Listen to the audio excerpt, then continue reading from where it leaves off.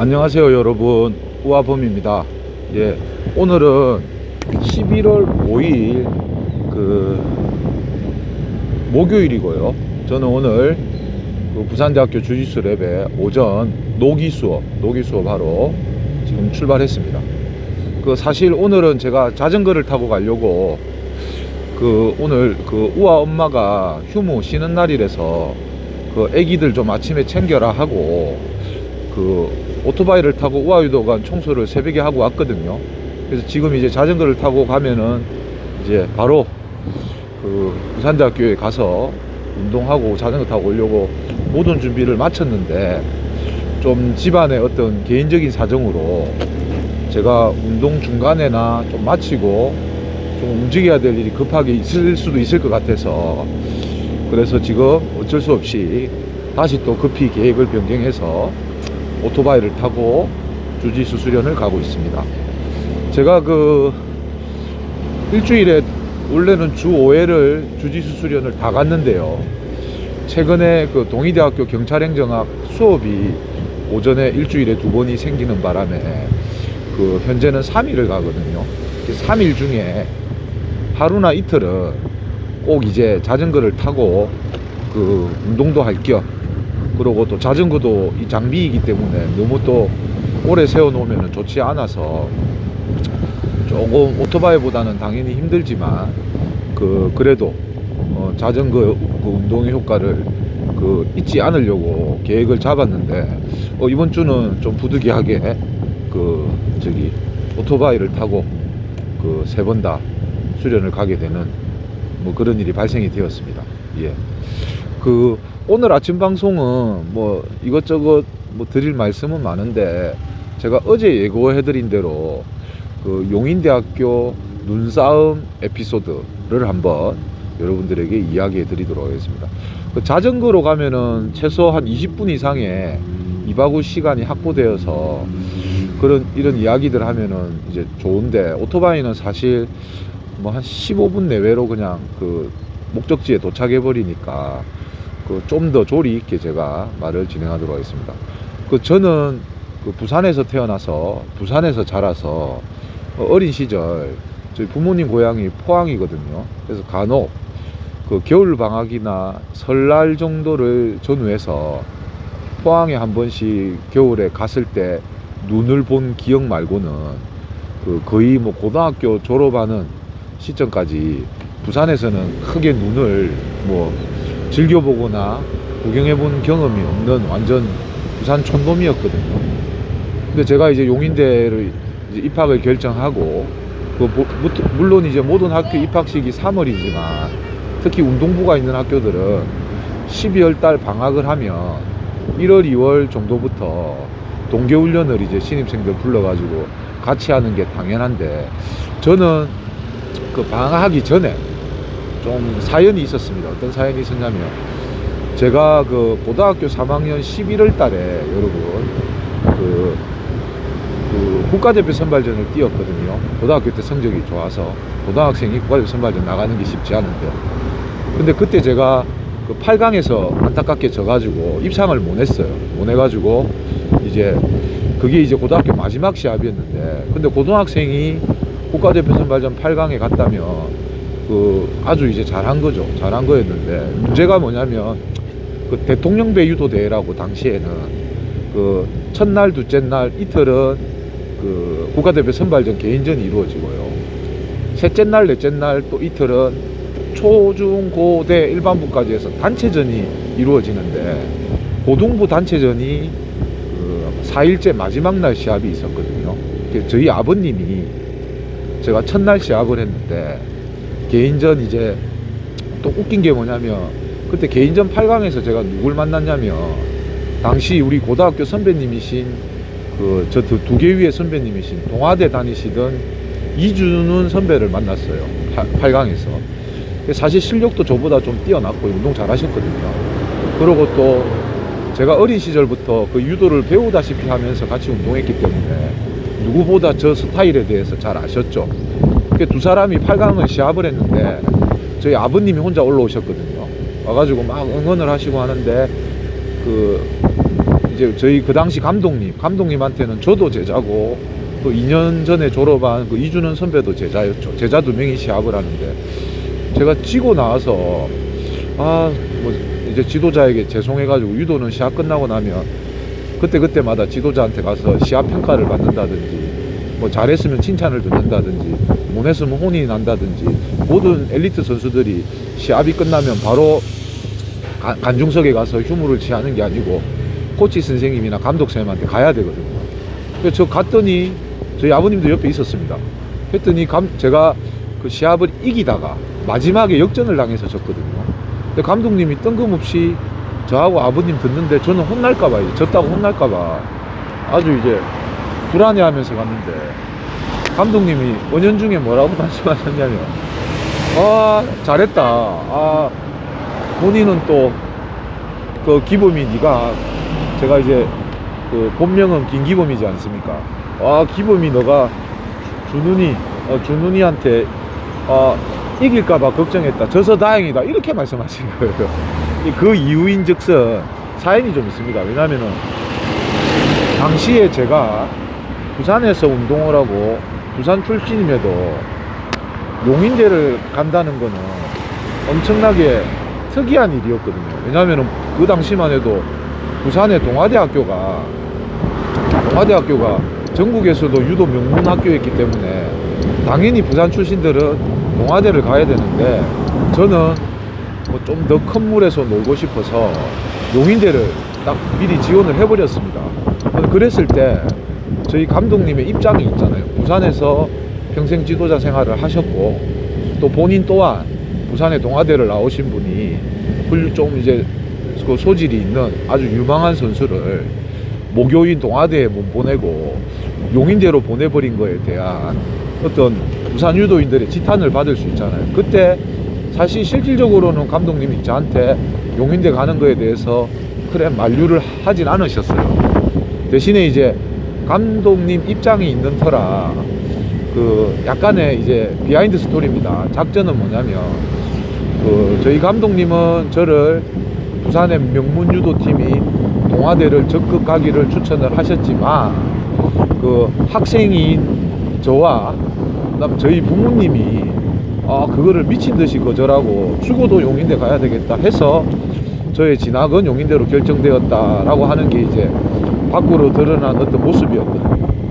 근데 이제 그런 상황에서 제가 만일에 용인대 아직 입학은 안 했지만 용인대를 가게 된 상황이었고 또 그 이준원 선배는 부산을 대표하는 아주 또 유도 강자였는데 제가 만일에 초반에 점수 딴 걸로 인해서 그 이준원 선배가 역전 못하고 제가 승리를 해버렸다면 그 감독님의 입장이 좀 곤란했을 것. 더 이제 제가 용인대로 가는 게 부각이 되어서 부산에서의 어떤 지도자 생활에 앞날에 좀 힘든 점이 있지 않았겠나라는 생각은 충분히 들거든요. 그래서 이제 그런 것 때문인지 모르겠지만 감독님이 잘 졌다 이렇게 얘기한 거예요. 저희 아버님이 삐껴가지고 그 마지막 날 있는 단체전 시합을 안 보고 내려가 버렸습니다. 저도 그때만 해도 그냥 단체전 이제 저희 우승 멤버니까, 왜냐면 원래는 저희가 부산 최고가 그 대통령배 대회를 안 뛰거든요. 왜냐면은 고등부는 정말 단체전밖에 안 하기 때문에 효율성이 떨어집니다. 고등부 개인전도 있고 단체전도 있는 시합을 와야지 한번 지방에 돈 들여서 온 김에 성적도 내고 그 다음에 어떤 학교의 명예도 더 높이는 게 우리 부산 최고의 어떤 일반적인 어떤 그거였는데, 그때는 저하고 제 동기 한 명하고 2명만 국가대표 선발전을 뛰었거든요. 그러니까 감독님하고 선수 2명은 미리 그 서울에서 그때 시합했는데 서울 시합장에 올라오고 나머지 단체전 멤버들은 코치님의 인솔하에 며칠 있다가 시합장에 오는 일정으로 그렇게 이제 계획이 되어 있어서, 원래는 이제 부산 최고가 안 나오는 시합인데 그 전해에 그 우아범이 2학년 때죠. 2학년 때 부산 최고가 단체전 우승 그 3관왕을 하고요. 3번을 우승하고요.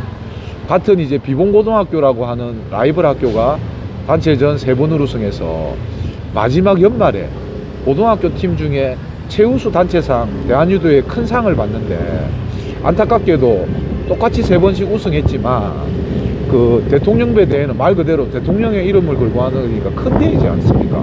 이게 비공고등학교가 대통령배 우승한 그 경력 때문에 근데 안타깝게 부산 최고가 그 상을 못 받았거든요. 감독님이 이번에는 우리가 대통령배 시합 원래는 안 나가지만 저희 3학년 때는 대통령배 멤버가 좋았기 때문에 우승을 거머쥐어서 이제 마지막 대한유도에서 주는 그 한 해의 최고의 팀의 상을 한번 받아보자 하고 어떤 그 깊은 뜻이 있었던 거예요. 그래서 개인전 2명 나갔지만 단체전까지 뒤에 합류해서 시합을 준비했는데 그 재미난 게 그 제가 저기 뭡니까 그 전까지만 해도 우아범은 좀 이런 말 하면 그런데 고등학교 때 나가는 대회마다 정관왕을 했거든요. 그리고 그 대회 때까지 고등학교 시합에서 고3 때입니다. 고3 때 고등학교 2학년 전국체전 금메달을 따면서부터 그 다음에 3학년 올라가서 모든 전국대 고등학교 대회에는 한 번도 져본 적이 없었어요. 개인전이든 단체전이든. 전승을 하고 있었는데 그 아니나 다를까 이제 결승에 올라갔죠. 부산 최고가 올라갔는데 그 제가 이제 체급별 대통령배 대회는 체급별 단체전이거든요. 제가 개인전은 그 당시에 86kg급을 뛰었지만 또 단체전은 한 체급 위 95kg급도 시합을 해서 그래도 다 이겼거든요. 보성고등학교하고 딱 붙었는데 보성이 원래 유도 명문이지 않습니까? 멤버상으로는 우리가 세요. 그 당시에. 근데 보성도 지금 생각해보면 그 멤버가 장난이 아닌데 올림픽을 갔다 온 선수들이 엄청 포진해 있는 추후에는 막강한 멤버들 제 기억으로는 한번 볼까요? 그때 55kg부터 있었거든요. 55kg인가가 정부경이요. 정부경. 부산 최고는 유정석. 그 지금 현재 무도특채로 현사하시는 우리 동기. 그 다음에 뭐 60kg 올라오면 염동원이라고 또 우리 시대에 유도 진짜 예술로 잘했던 친구 있습니다.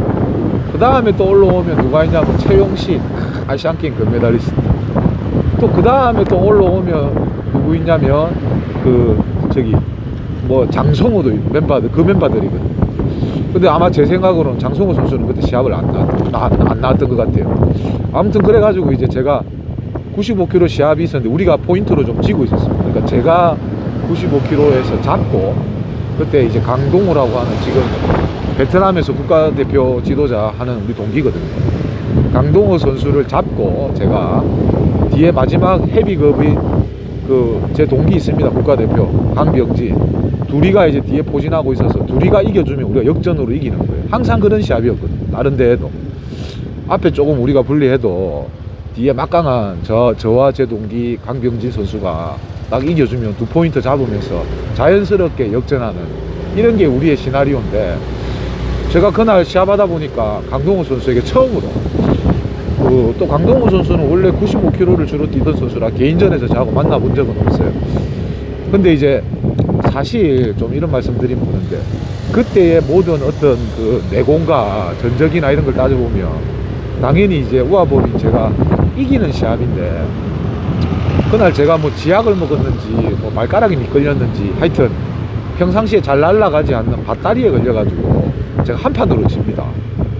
근데 한 판으로 치고 딱 나왔는데 저 때문에 이제 우승이 물거품으로 날아간 거죠. 역전의 기회도 없어지고 그냥 끝난 거예요. 딱 나왔더니 그 마침 그 시합장이 어디였냐면 그 대학부도 단체전이 있었거든요.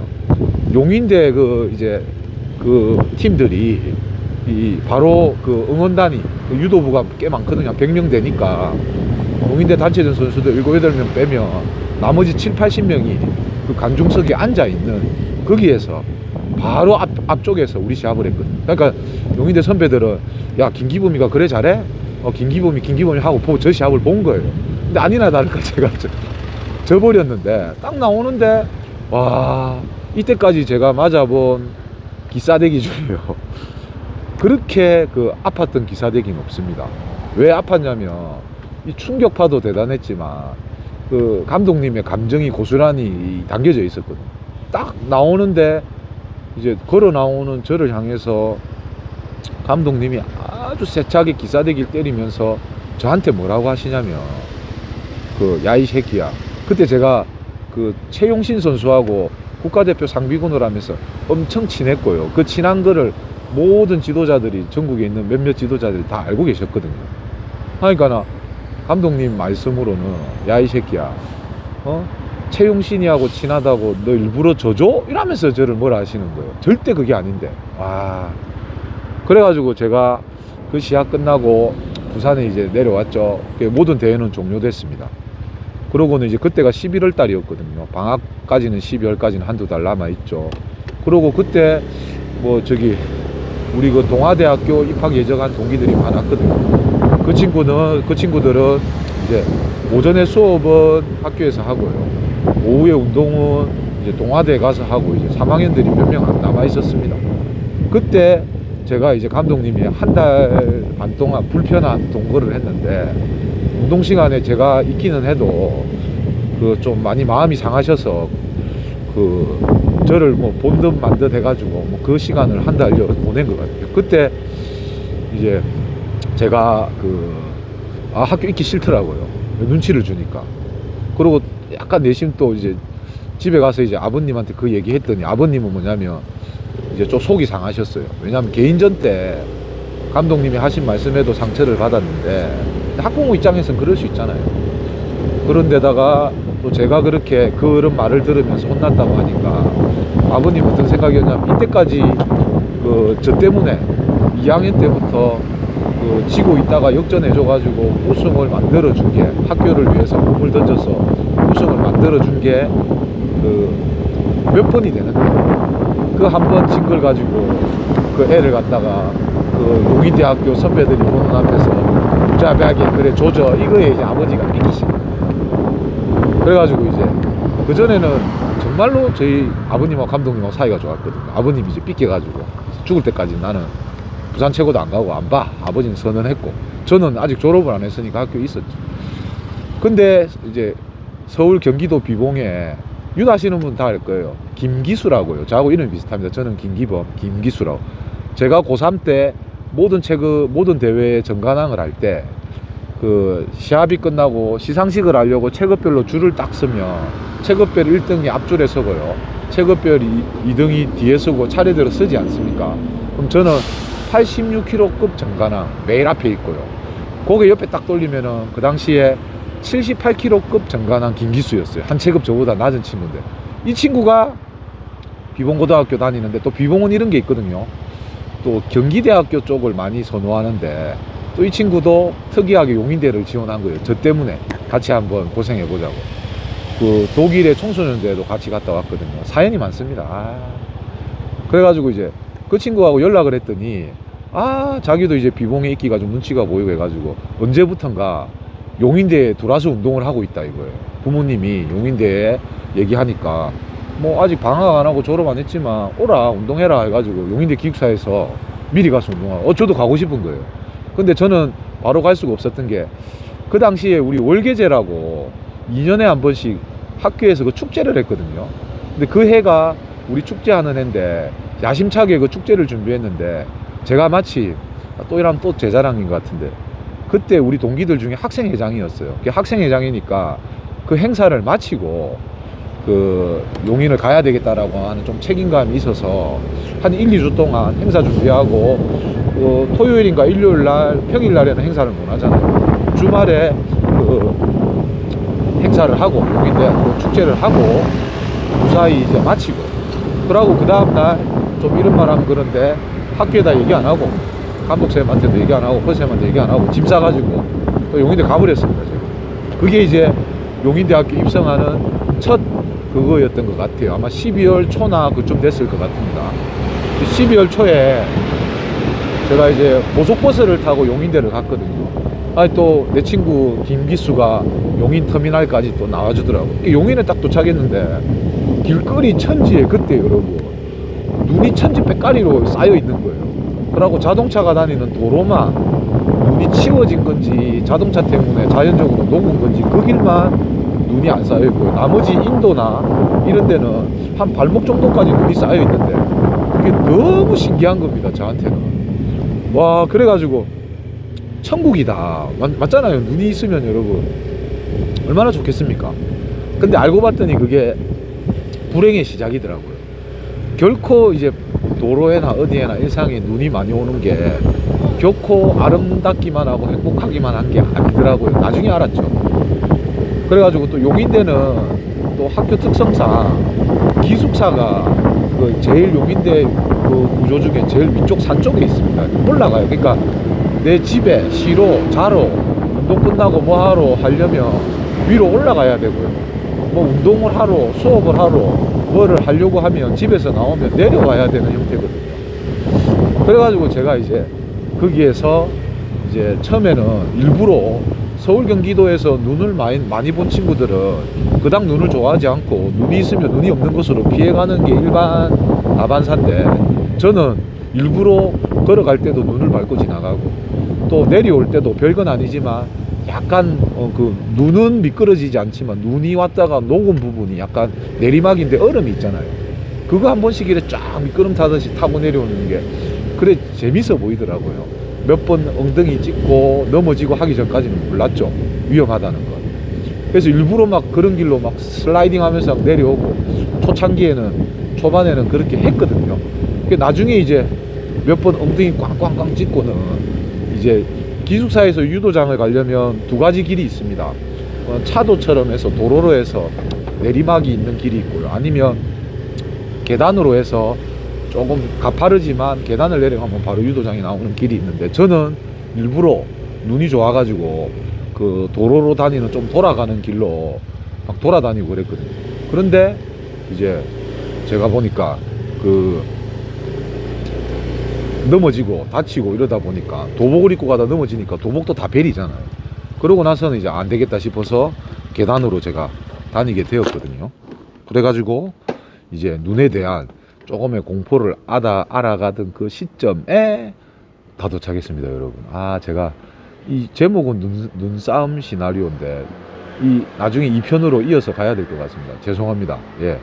아무튼 그 우아범이 용인에서 눈을 접하기까지의 과정을 제가 조금 너무 길게 얘기했는데, 크게 뭐 여러분들 불편하거나 듣기 싫거나 그러진 않았다고 보거든요. 그럼 제가 여기 나중에 주의수 수련 마치고 이어서 본격적으로 이제 용인대 눈싸움에 대해서 본격적으로 시작하겠습니다. 예, 나중에 뵙겠습니다, 여러분. 안녕.